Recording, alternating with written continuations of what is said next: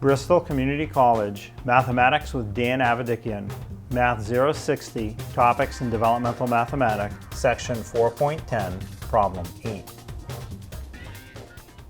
This is Section 4.10, Problem 8. It says there are 1,000 milliliters in 1 liter.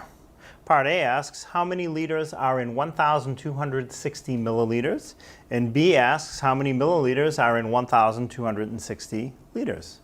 So let's start with Part A. And what we want to do is start with a given amount, 1,260 milliliters. Now I'm going to abbreviate the milliliters with the standard abbreviation, which is ml for milliliters. We're going to multiply that by a fancy number 1. Basically, it's a fraction that's equivalent to 1. Now, what I want to do, though, is make sure I choose the correct thing for the denominator and the numerator of my number 1. That's what's critical. So I want to put the units of measure in the denominator that I want to cancel. That would be milliliters. So I have 1,000 milliliters for 1 liter. I can write out liter. The abbreviation is just an L, but. So that's what I need to do. So now milliliters in the numerator, milliliters in the denominator will cancel. And I have 1,260 in the numerator, 1,000 in the denominator, and my units of measure will be liters. Now, those are some very big numbers, but the 1,000 in the denominator is very easy to divide. The 3 zeros are just going to have you pull the decimal point back 3 spots. The decimal point's not written, but it's assumed to be just to the right of that 0 in the 1260.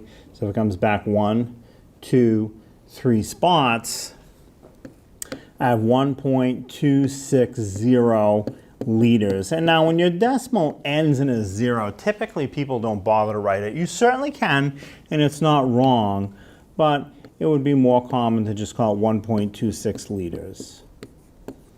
So 1,260 milliliters is equivalent to 1.26 liters. That's the answer for Part A. Now for B, it's the same process.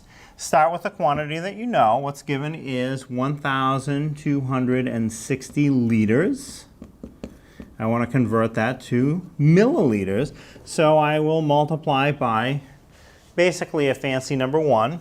I have the same quantity in the numerator and denominator. That's why it's a 1. I just have to pick my units the right way. What goes in the denominator, what goes in the numerator. So I want to cancel liters. So in the denominator, I put 1 liter.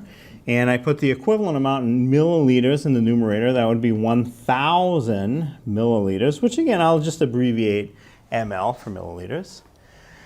Now, as I multiply, liters in the numerator will cancel liters in the denominator. Shouldn't have canceled the 1 also, that's all right. And I'm going to have 1,260 times 1,000, and my units of measure will be milliliters. Now, again, huge numbers involved. The multiplication is very easy, though. The 3 zeros and the 1,000 are just going to put 3 more zeros after the 1,260.